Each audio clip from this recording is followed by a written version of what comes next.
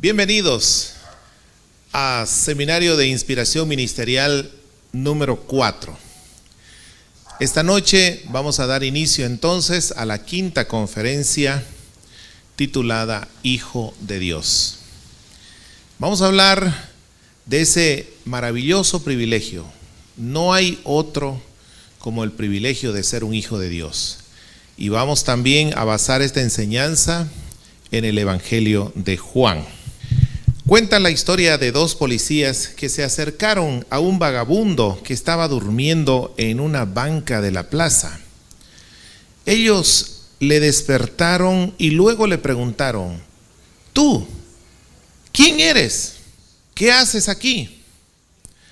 El hombre los miró atentamente y luego de una pausa les dijo: señores, esas preguntas son exactamente las que yo me hago desde hace mucho tiempo atrás. ¿Quién eres tú y qué haces aquí? ¿Quiénes somos de verdad y qué hacemos aquí en este mundo?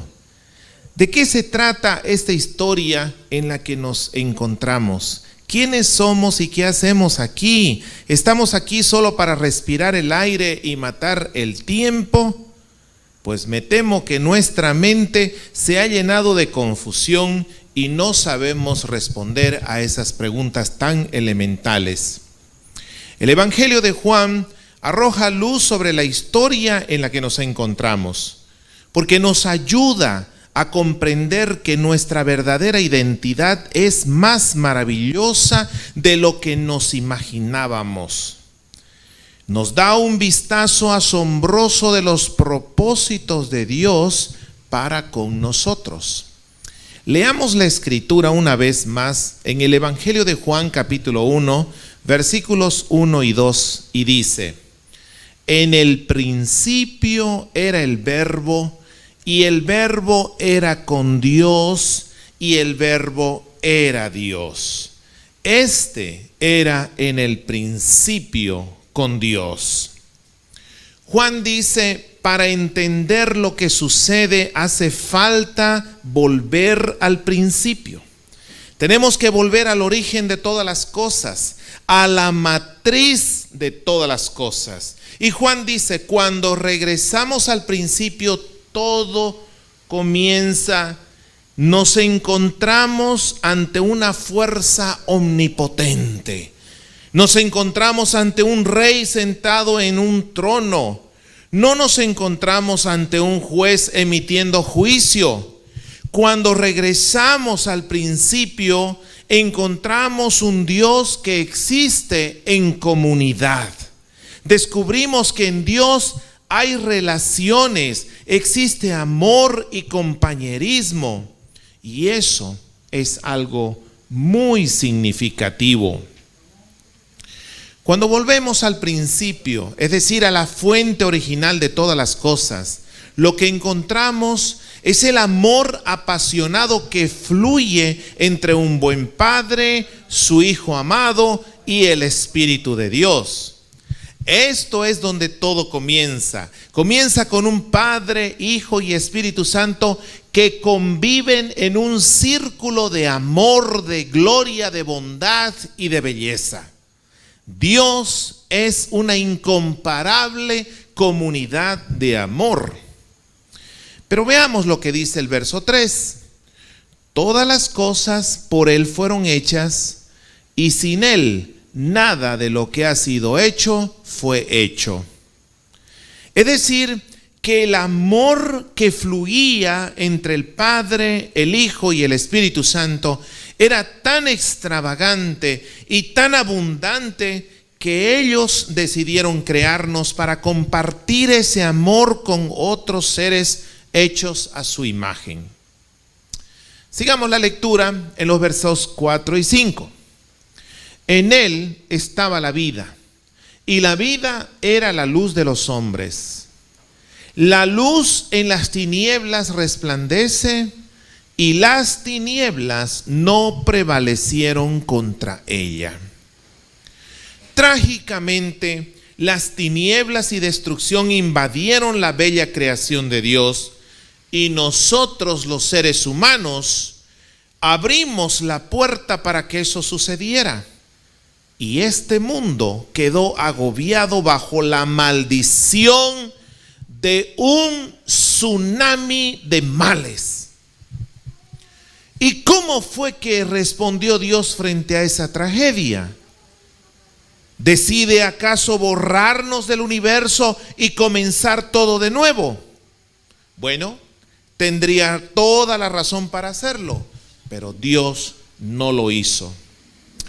¿Saben ustedes que Atanasio, uno de los grandes defensores de la fe cristiana del siglo IV de nuestra era, se puso a analizar este problema?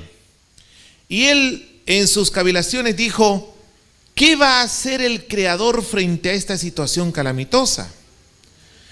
¿Él se va a quedar observando desde el palco del cielo mientras la raza humana va bajando al abismo, a la muerte y a la destrucción? ¿Qué hará Dios?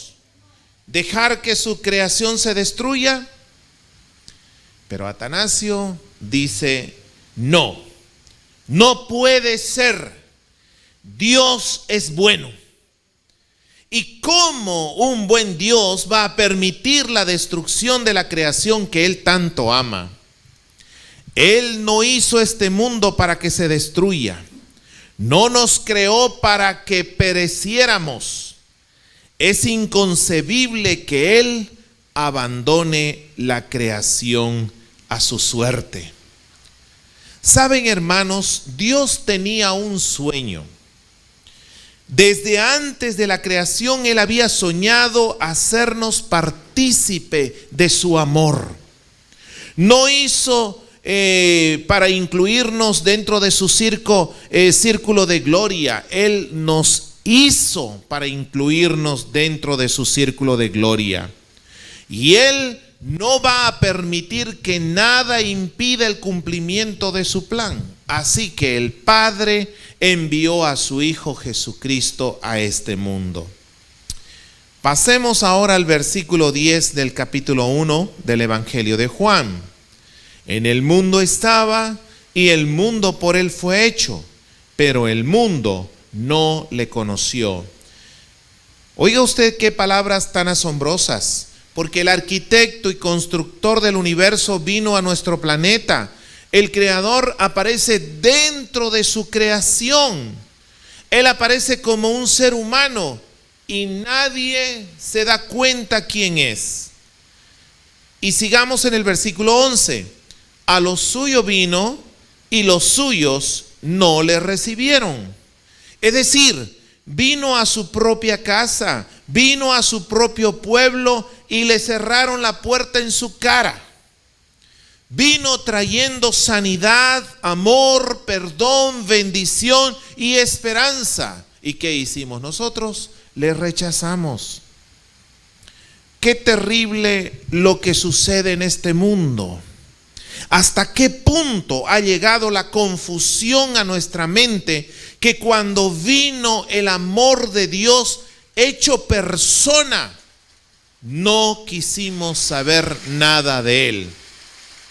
Y lo condenamos a muerte y lo matamos. ¿Qué ceguera es esta?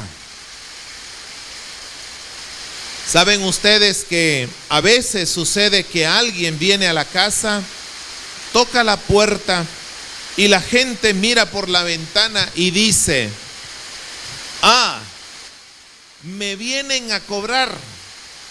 Y muchas veces nos escondemos, o mejor dicho, las personas se esconden. O a veces el dueño de la casa le dice a un hijo: vaya, díganle que no estoy. Saben, mis amados amigos y hermanos, que hasta el día de hoy mucha gente está con la idea de que Dios está molesto con nosotros y Él viene a cobrarnos la cuenta. Nuestra cabeza se ha llenado de conceptos negativos de Dios y preferimos mantenernos con la puerta cerrada y no tener nada que ver con Él. Lo que no nos damos cuenta es cómo es Dios de verdad. No tenemos la más mínima idea de lo increíblemente bueno que es Él. Su bondad realmente es extravagante. Él no viene a cobrar una cuenta, Él mismo viene a pagarla. Él no viene a exigir un pago, viene con una maravillosa proposición de bendición. Y si tan solo alguien se anima a abrirle la puerta de su corazón, fíjense lo que Dios se propone hacer. En el versículo 12 dice: mas a todos los que le recibieron, a los que creen en su nombre, les dio potestad de ser hechos hijos de Dios. Observen en este versículo una cosa. Cuando alguien abre la puerta a Cristo, Dios no le cobra, más bien lo adopta como su hijo. Y usted dirá, pero ¿cómo es eso? Pensábamos que Dios no quería vernos, pero ni en pintura. Pensábamos que Él quería ajustar cuentas con nosotros. Hacernos sus hijos. ¿Qué significa eso? Concedernos el mayor privilegio del universo. Pero en realidad, ¿qué sucede aquí? Ahora pongamos a considerar este tema asombroso de la adopción a la familia de Dios y vamos a señalar 4 verdades importantes acerca de la adopción que Dios hace de cada uno de los que le abren la puerta como los hijos de su familia. Hacernos hijos de Dios, en primer lugar, significa que obedece a un plan elaborado antes de la creación. Para ver dónde nació esta idea, tenemos que volver de nuevo al versículo 1, que dice: en el principio era el Verbo, y el Verbo era con Dios, y el Verbo era Dios. Juan da inicio a su libro hablando del principio. Esta es una de sus palabras favoritas. La usa más que cualquier otro autor del Nuevo Testamento.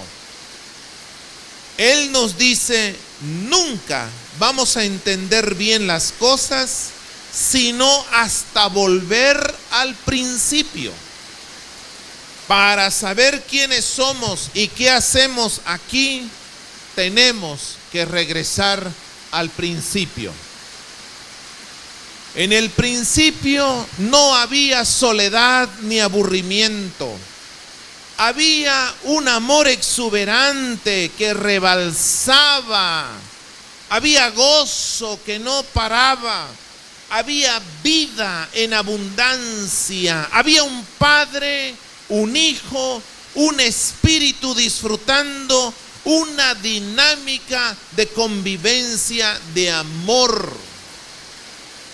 La frase, mis amados hermanos, en el principio, no nos conduce a un lugar de aburrimiento. Nos lleva al momento cuando Dios, en su infinita creatividad, decidió hacer algo totalmente nuevo y diferente. Él comenzó a imaginar algo que nunca antes había existido. Empieza a imaginar una creación lleno de seres que llevan su semejanza. Y Dios decide dar existencia a unas criaturas sobre quienes Él derramaría su favor al punto de hacerlos hijos amados y partícipes de su propia gloria. Aleluya. Y fue en ese momento, mis amados hermanos, fue en el principio que Él comenzó a pensar en ti y en mí. Y fue ahí que se dibujó una sonrisa grande en su rostro al pensar en los planes extraordinarios que tenía para ti y para mí también. Juan nos dice que en el principio había el Logos. Este Logos fue la expresión precisa de lo que había en el corazón de Dios, la expresión de un gran sueño que tuvo, un sueño que involucra tu creación y tu adopción a la familia de Dios. Tú y yo formamos parte del gran sueño de Dios. Este Dios te creó no porque buscaba recibir algo de ti. Dios no crea para satisfacer alguna necesidad personal. Dios tiene una sola necesidad. Y la necesidad de Dios es dar, amar, bendecir. Esa es la necesidad que arde en el corazón de Dios. Y esa es la única necesidad.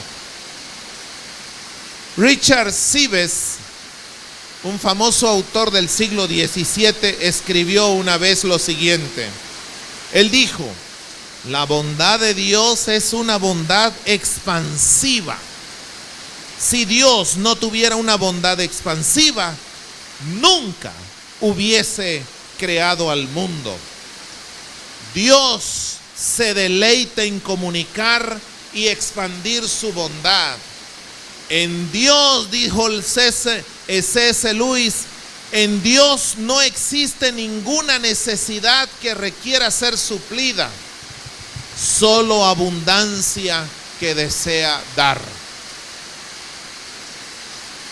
¿Y sabes qué, mi querido amigo? Tú existes porque Dios quiso derramar su amor sobre alguien como tú. Esa idea nació en su corazón antes que existiese la creación. Pero ustedes podrán decir: hermano, ¿y dónde se encuentran esas grandes verdades de las cuales estamos oyendo en esta noche? Muy bien. Quiero llevarlos a la epístola del apóstol Pablo a los Efesios, capítulo 1. Efesios, capítulo 1. Pablo comienza con una tremenda exclamación de alabanza. Pablo llegó a ver algo tan hermoso, tan maravilloso, que no puede contener su emoción. Y en el versículo 3 dice: bendito sea el Dios y Padre de nuestro Señor Jesucristo, que nos bendijo con toda bendición espiritual en los lugares celestiales en Cristo. Pon atención a esta pregunta. En el verso 3, ¿de cuántas bendiciones espirituales habla el apóstol Pablo que Dios ha derramado sobre los que están en Cristo? Dice el versículo: toda bendición espiritual. En Cristo Dios nos ha dado todo lo que Él tiene. Él vació su cuenta bancaria y la transfirió a nosotros. Eso es algo grandioso. Dios nos ha bendecido a más no dar. Y luego Pablo comienza a enumerar lo que está incluido en ese conjunto de bendiciones. Y en el verso 4 él dice: según nos escogió en él antes de la fundación del mundo, para que fuésemos santos y sin mancha delante de él. ¿Cuándo sucedió eso? Pablo nos está llevando a un momento antes de Génesis 1:1. Esa elección que hizo Dios de nosotros de manera soberana, de manera amorosa, eso ocurrió antes de Génesis 1:1, cuando se dice que en el principio creó Dios los cielos y la tierra. Antes que este universo existiera, hubo una conversación entre el Padre, el Hijo y el Espíritu Santo. Y en esa conversación surgió tu nombre. Cada creyente fue escogido por Dios antes de la fundación del mundo. Tú no caíste al reino de Dios por casualidad. Tú estuviste en la mente de Dios antes que existiera nuestro sistema solar. Él te escogió. Dios incluyó en su plan antes que existiera nada. Dios te escogió en su plan. Y luego en el versículo 5 dice: en amor, habiéndonos predestinado para ser adoptados hijos suyos por medio de Jesucristo, según el puro afecto de su voluntad. Antes que Adán y Eva existieran, el Padre ya había tomado una decisión respecto a tu vida. ¿Y cuál era ese plan? Que desde la eternidad Dios se había propuesto hacerte su hijo. Su pensamiento fue: esta familia trinitaria es demasiado pequeña. Tenemos suficiente amor aquí para millones y millones más. Así que vamos a crearlos y vamos a adoptarlos como hijos nuestros.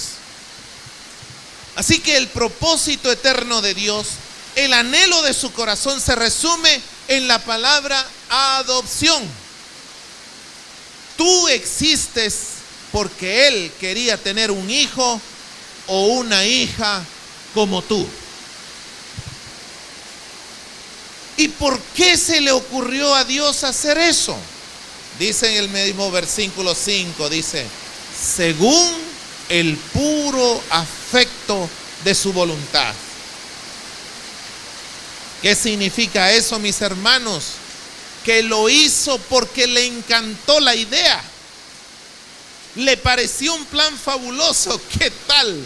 En la eternidad, Dios quedó emocionado con la idea de tenerte como un hijo adoptado en su familia. ¿Puedes creer eso, hermano? ¿Lo puedes creer esta noche? Que antes que todo existiese, Dios sonrió, se emocionó de saber que tú un día vendrías a la existencia y serías adoptado como un hijo o como una hija suyo. Aleluya. Por poco y los circuitos de nuestra mente explotan al descubrir estas grandes verdades. Y bueno, ¿y cómo es que Dios pensaba llevar a cabo ese plan de adopción?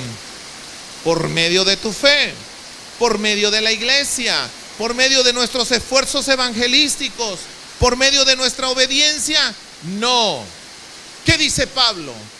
Por medio de Jesucristo. Todo se hace realidad no por algo que nosotros hacemos, sino por lo que Él hizo.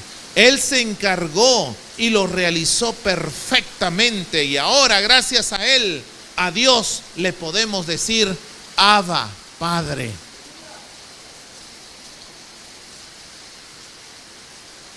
Piensen ustedes, ¿acaso no es cierto que cuando una pareja se casa y forma un hogar, surge el deseo de tener hijos? Y si no pueden tener hijos, a menudo buscan adoptar hijos. Casi todos los matrimonios se encuentran ese deseo en su corazón. Ahora, ¿por qué quieren tener hijos? ¿Acaso es para que laven platos y aseen la casa? No, para eso se buscan sirvientes. Lo que una pareja quiere, deseando tener hijos, es buscar compartir su amor, su vida y lo mejor que ellos tienen para con sus hijos. Pero ¿de dónde proviene esa motivación? Pues esta motivación no es más que un pobre reflejo del corazón del Padre Celestial. Porque en el corazón de Dios hubo un deseo de tener una gran cantidad de hijos y derramar su gran amor sobre cada uno de ellos. No estaba buscando sirvientes, no estaba necesitado de mano de obra barata. Él quería tener hijos. Él te creó a ti y me creó a mí con el propósito de adoptarnos como sus hijos y amarnos eternamente. Así que hemos visto que hacernos hijos de Dios se basa en primer lugar en un plan elaborado antes de la creación. Pero en segundo lugar, es la razón de la venida de Cristo. Leamos una vez más el verso 9. Dándonos, dice, volviendo a Juan, capítulo 1, de nuevo. Volviendo a Juan. Dice el verso 9. Aquella luz verdadera que alumbra a todo hombre venía a este mundo. En el mundo estaba y el mundo por él fue hecho. Pero el mundo no le conoció. A lo suyo vino y los suyos no le recibieron. Mas a todos los que le recibieron, a los que creen en su nombre, les dio potestad de ser hechos hijos de Dios. Así que en el versículo 9, Juan habla de la luz verdadera que alumbra a todo hombre y que venía a este mundo. Y surge la pregunta, ¿a qué vino Cristo a este mundo? ¿Vino a llamarnos la atención? ¿Vino a regañarnos por nuestra mala conducta? ¿Acaso vino a cobrar las facturas de nuestros pecados? Pero en el versículo 12 dice claramente que a todos los que le recibieron, a los que creen en su nombre, les dio la potestad de ser hechos hijos de Dios. El verbo recibir en este versículo implica dar una bienvenida o una recepción. Según Juan, recibir a Cristo y creer en su nombre son expresiones sinónimas. Esta es la respuesta clave que tenemos que dar frente a Jesús. El Evangelio nos llama a creer en Jesús, a recibirlo. Observen la amplitud de esta invitación. Dice, más a todos los que le recibieron. Se hace extensiva a toda la raza humana. Las puertas de la casa de Dios se abren de par en par para todo ser humano. Cuando Juan presenta las buenas nuevas a sus lectores, no les habla de un reino al cual necesitan pertenecer. No les habla de su necesidad de reconciliarse con Dios. No hace mención del perdón de pecado. Todos esos son temas muy especiales. Pero Juan nos viene a hablar de un tema que les supera a todos ellos. Nos dice, Cristo vino para que seamos adoptados como hijos de Dios. Él vino porque Dios nos quería tener en su familia. El Rey del universo quería adoptarnos. ¿Acaso no pudo encontrar mejores candidatos? ¿Está seguro que quiere tener a personas tan débiles y limitadas como nosotros en su familia? Pues estas preguntas, mis hermanos, surgen porque estamos pensando que Dios es un Dios severo, es un Dios distante, es un Dios poco accesible, un Dios muy grande, poderoso y santo, que difícilmente pensará en personas tan indignas como nosotros. Imagínense si en este mundo hay personas que tienen poder y dinero y usted no puede hablar con ellos así libremente. Si usted tuviera un tema de conversación con uno de ellos, tendría que hacer una cita y probablemente esa persona le daría una cita para semanas o meses después, o tal vez nunca se la daría. Lo que Juan nos está diciendo es: hemos llegado a conocer a Dios a través del Verbo, la perfecta expresión de Dios, y Él no es nada como ustedes piensan. Dios no es como nosotros pensamos. El Verbo nos ha enseñado quién es Dios. El Verbo nos ha mostrado que dentro de Dios fluye un amor desprendido, apasionado e irrevocable entre un Padre generoso, un Hijo amado y un Espíritu de vida. Ahora sí, ese es el Dios que existe. No es nada sorprendente que Él nos creara para adoptarnos y para amarnos. Volviendo una vez más al teólogo del siglo IV, Atanasio, él lo expresó de esta manera, y cito: el Hijo de Dios se convirtió en el Hijo del hombre para hacernos hijos de Dios. ¿Qué les parece? El Hijo de Dios se convirtió en el Hijo del hombre para que nosotros fuésemos hechos hijos de Dios. Esta acción de Dios de volverse hombre es incomprensible. ¿Por qué Dios haría eso? Por medio de la encarnación, Dios está diciéndonos: yo no quiero ser Dios sin ustedes. Yo no quiero existir separado de ustedes. Y yo me estoy haciendo hombre porque quiero unirme a ustedes los seres humanos y quiero que ustedes los seres humanos se unan conmigo. Jesucristo, el Dios hecho hombre, es la revelación de la pasión de Dios de tenernos como hijos suyos. Escuchen esta preciosa historia.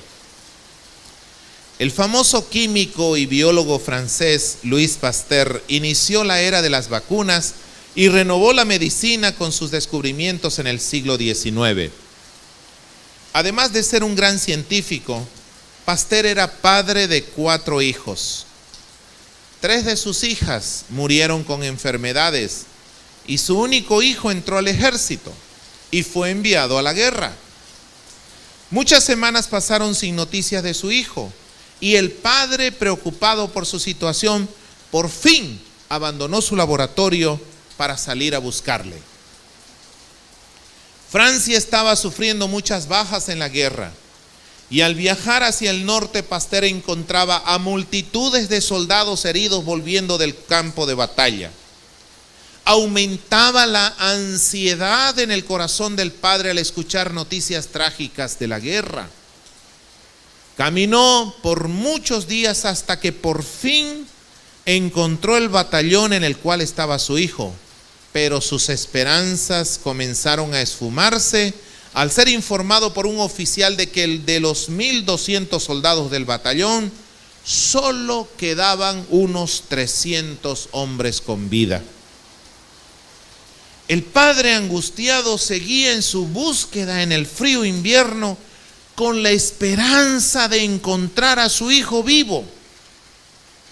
Por todos lados veía caballos muertos y él, movido por su desesperación de encontrar vivo al único hijo que le quedaba, Pasteur continuó su búsqueda hasta que por fin, un día de esos, Pasteur vio a un soldado demacrado y débil y envuelto en un abrigo, y al instante lo reconoció.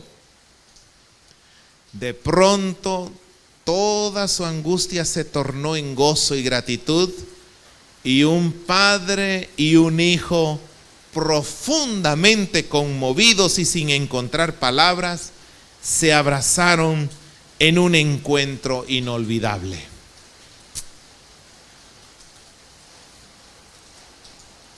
Vamos a ver el tercer punto entonces. Hacernos hijos de Dios involucra más que adopción.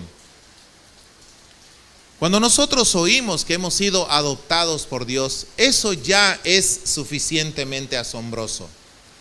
Pero vamos a ver que ser hijo de Dios significa más que adopción. Leamos el versículo 13 del capítulo 1 de Juan. los cuales no son engendrados de sangre, ni de voluntad de carne, ni de voluntad de varón, sino de Dios. No son engendrados de sangre. Uno no hereda este privilegio por pertenecer al pueblo escogido de Israel. No es por parentesco. Este privilegio no se hereda. Luego dice, no son engendrados de voluntad de hombre. Nadie puede hacer algo para alcanzar esta bendición. Ningún esfuerzo, ninguna obra de nuestra parte puede concedernos esto. No es por orar, no es por leer la Biblia o asistir a la iglesia. Nadie puede hacer nada para convertirse en un hijo de Dios. Y continúa el versículo diciendo, no son engendrados de varón. Ningún ser humano puede conferir este privilegio, ningún ministro, ningún sacerdote, ningún pastor o ningún evangelista. Entonces, ¿quién puede darnos este privilegio? Dice la última frase del versículo, sino de Dios. Aleluya. Cuando uno recibe a Cristo, cree en Él, Dios realiza una obra a su favor. Y solo Dios nos puede convertir en hijos de Dios. Y fíjense cómo se describe ese obrar de Dios. Dice, engendrar. ¿Qué significa engendrar? Significa procrear, convertirse en padre, progenitor. La palabra aparece en las genealogías. Dice, y fulano engendró a mengano, y mengano engendró a sutano. Engendrar se refiere a la acción del varón en la concepción de un hijo. Ahora, Juan emplea una figura audaz de lo que sucede en las generaciones humanas al decir que cada uno de nosotros somos engendrados por Dios. Entonces, ¿qué significa esa diferencia entre engendrar y crear? Bueno, crear tiene que ver con fabricar algo, con elaborar algo, con nuestras manos, usando materiales como madera, metal, piedra u otras cosas. Pero engendrar es un proceso biológico de reproducción. Engendrar es procrear hijos.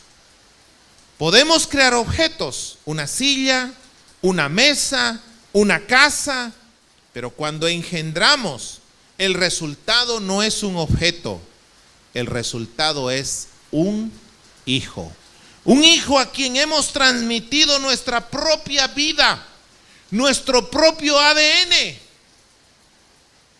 Ahora fíjense, cuando uno cree en Cristo, no solo Dios le adopta, eso sería grandioso, sino que también lo engendra. Hay dos tipos de vida que se menciona en la Biblia.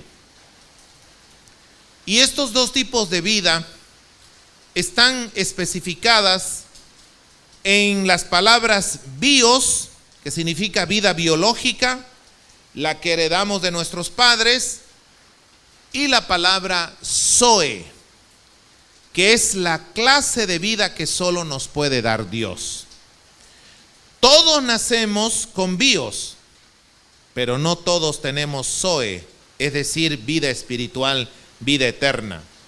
Tenemos una clase de vida, pero la vida más elevada, más rica, más plena, no la tenemos. Oigamos lo que dijo C.S. Lewis, hablando de este tema en uno de sus libros. Él dice, la diferencia entre bios y zoe sería como la diferencia entre una estatua y una persona viviente. Hay muchas estatuas de Simón Bolívar en Bolivia y alguien puede ver la estatua y decir, ahí está Simón Bolívar. Pero otra cosa sería ver a Simón Bolívar caminando, hablando, moviéndose, platicando con nosotros. La estatua es como bios. Simón Bolívar vivo y activo sería como Zoe. Ahora, una cosa es que un escultor agarre un cincel y un bloque de mármol y elabore una estatua. Podría ser una estatua realmente magnífica, una creación fabulosa, una creación artística que todos admiran, como la famosa estatua de David hecha por Miguel Ángel. Esa estatua es algo creado por su escultor. Pero otra cosa es que el escultor procrea un hijo. Ahora tenemos un ser humano que vive y camina y habla. Alguien que no solo se parece al escultor, sino alguien que tiene la misma vida del escultor. Entonces Luis dice que todos somos como estatuas en una fábrica. El mundo es como un taller grande lleno de una gran cantidad de estatuas humanas. Pero corre un rumor por la fábrica que algunas estatuas del mundo están cobrando vida. Además de tener bios, algunos están recibiendo Zoe. Algunos están empezando a vivir realmente. Y los que reciben Zoe son nada más y nada menos que los cristianos. Y tal vez alguno de ustedes, queridos oyentes, son esos. Eso es lo que Juan está diciendo aquí en su primer capítulo. Los cuales, dice, son engendrados por Dios. Esto es mucho más que ser adoptados. Estamos hablando de que Dios nos imparte su propia vida, nos pone su propio ADN, el cual es su Santo Espíritu. Y eso, queridos amigos, queridos hermanos, no es poca cosa. Y vamos a ver el último punto. Hacernos hijos de Dios se trata del privilegio máximo del universo. Vean lo que dice el versículo 12. Mas a todos los que le recibieron, a los que creen en su nombre, les dio potestad, exousia en griego, potestad de ser hechos hijos de Dios. La palabra exousia quiere decir poder. La palabra potestad nos habla de autoridad, de un derecho, un privilegio. El creyente puede decir: yo soy hijo de Dios. Y eso no es presunción, y eso no es ficción. Es el derecho legal que Dios le ha dado. Es el privilegio máximo del universo. Y ese derecho, mis queridos hermanos, Dios le da al que cree en su Hijo Jesucristo. Piensen en este momento, ¿acaso puede haber algún privilegio mayor a este en todo el universo? Piénselo. ¿Será que existe algo más grande y sublime que ser hechos hijos de Dios? Que recibir la potestad, el poder, la autoridad, el derecho, el privilegio de ser llamados hijos de Dios. Un famoso autor del siglo pasado, George MacDonald, dijo: de haber nacido en el pensamiento de Dios y luego ser creado por Dios, es lo más precioso, lo más grandioso que podemos pensar. Es grandioso que pensar en un momento Dios dijo: voy a crear a un individuo llamado Carlos. Hay cientos de Carlos en Guatemala, pero el Carlos que estuvo en la mente de Dios era este individuo y no otro.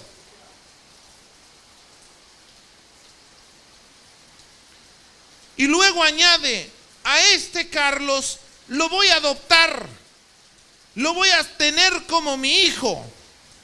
Y más grande que ese privilegio Dios no me pudo dar, mis amados hermanos. Y ese es un reflejo del amor que fluye y sobreabunda en su corazón. Ese amor que fluyó en la trina unidad entre el Padre, el Hijo y el Espíritu Santo. Ese fue el amor con el que yo fui creado, fui adoptado, engendrado y luego se me dio la potestad de ser un hijo de Dios. Compartir de ese amor sublime, de ese amor divino para siempre. El supremo privilegio del Evangelio es la adopción. Esto es más grande que el perdón, es más grande que la justificación y la redención y la salvación juntos. Ser adoptados como hijos de Dios es el privilegio máximo que Dios nos pudo dar. Cuando Jesús se bautizó, el Padre habló del cielo y le dijo: tú eres mi Hijo amado, en quien tengo plena complacencia. Y vemos entonces una relación maravillosa que existe entre el Padre eterno y el Hijo amado. Pero el milagro del Evangelio es que ahora Dios se vuelca hacia cada creyente y también le dice esas gloriosas palabras: tú eres mi Hijo amado, en quien tengo complacencia. Con razón decía Juan en su primera epístola, capítulo 3 y versículo 1: mirad cuál amor nos ha dado el Padre para que seamos llamados hijos de Dios. Hemos sacado, hermanos, el mejor regalo, el mejor premio, el mayor privilegio de todos. ¿Alguna vez usted se ha sacado el gordo de la lotería?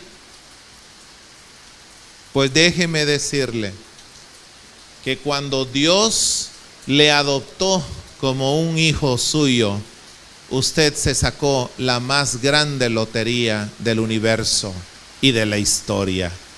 Dele un fuerte amén. Dígale a Dios: gracias, Padre. A manera de conclusión, mis amados hermanos, el Evangelio contempla una historia mucho más grande que el pecado y la salvación. Juan dijo en su primera carta: os escribo a vosotros, hijitos, porque vuestros pecados os han sido perdonados por su nombre. Os escribo a vosotros, Padre, porque conocéis al que es desde el principio. Es cuando volvemos al principio que descubrimos el contexto de nuestra existencia. Mucho más antes que existiera el pecado, antes que existiera la maldad en el mundo, antes que existiera el mismo universo, tú ya estuviste en el corazón y la mente del Padre. Él te dice: con amor eterno te he amado. Él te conoció y te escogió. Así que recuerdan la pregunta que los policías le hicieron al charamilero, al indigente, al pordiosero en la calle: ¿tú quién eres? ¿Qué haces aquí? Pues antes de que todo comenzara, fuiste conocido por Dios, fuiste nombrado y amado y destinado a vivir en el amor que fluye entre el Padre, el Hijo y el Espíritu Santo. Supongamos que se abra la puerta trasera y Jesucristo nuestro Señor entra. Viene caminando por el pasillo y su mirada recorre este grupo buscándote a ti. Y por fin te encuentra y camina hasta donde estás sentado, te mira a los ojos y te habla. ¿Qué diría Jesús? Seguramente querría llamarme la atención, darme un jalón de orejas por tantos tropiezos, fallas y fracasos y decirme: ¡arrepiéntete! Pues hay muchas razones para que lo haga. Pero cuando yo leo la vida de Jesús en los evangelios, yo veo a un Jesús muy diferente a esa imagen. El Jesucristo que encuentro en los evangelios te mira a los ojos y te dice: yo me siento tan contento de que tú me pertenezcas. Pienso en ti cada día, no tienes idea de cuánto te amo. debes saber que yo te he amado desde la eternidad y pase lo que pase, seguiré amándote. No hay nada que jamás podrá apagar el amor que tengo y siento por ti. Y mis hermanos, a cada uno de nosotros Cristo nos dice: yo conozco tu historia, conozco lo que nadie más conoce de ti, conozco cada mal paso que has dado, conozco cada momento de pecado, vergüenza y fracaso. Yo estoy al tanto de todo eso.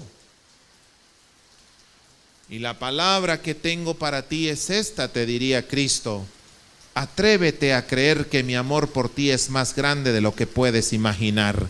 Atrévete a creer que mi amor por ti es real y es ahora, y no es algo que podrás tener cuando termines de memorizar la Biblia, cuando dejes esos malos hábitos, cuando ayunes mínimo 40 días y 40 noches. No te dice así.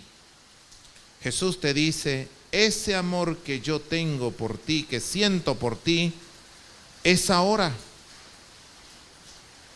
Con todos tus temores, tus tristezas, tus fracasos. ¿Te atreverías a creer en Jesús como alguien que te ama desde la eternidad? ¿Te atreverías a creer que su amor por ti no tiene límites, no tiene fronteras, no tiene altibajos?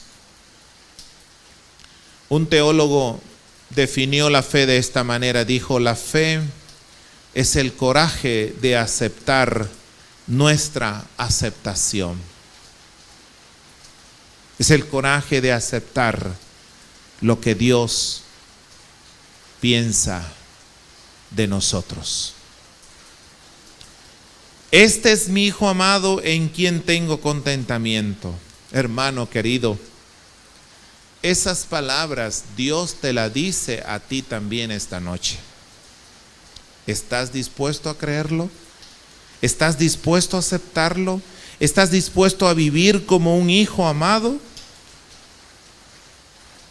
¿Cuál es la carga principal que hay en el corazón del apóstol Pablo? Un autor de nombre Lloyd Jones dijo: que podamos saber y darnos cuenta que somos hijos de Dios.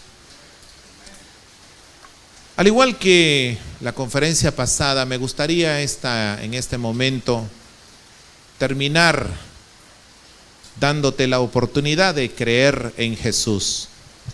¿Recuerdas uno de los versículos que hemos estudiado en esta ocasión? Mas a todos los que le recibieron, a los que creen en su nombre, les dio la potestad de ser llamados hijos de Dios. ¿Quisieras tú esta noche creer en Jesús? ¿Quisieras tú esta noche aceptar a Jesús, confesarlo como tu Señor y como tu Salvador? Pues yo te invito a que hagas esta oración conmigo. Allí donde te encuentres, ora, habla con Dios de esta manera. Dile: Padre, hoy he aprendido cuánto me amas. He aprendido acerca del gran sueño de crearme para adoptarme como tu hijo amado. Creo en Jesús y le confieso como mi Señor y mi Salvador. Recibo esa potestad de ser llamado tu hijo. Y gracias por amarme de esa manera. Gracias por tenerme paciencia año con año. ¿Cuántas veces te rechacé? Cerré la puerta en tu cara, te di la espalda, pero hoy te pido perdón. Hoy confieso a Jesús como mi Salvador.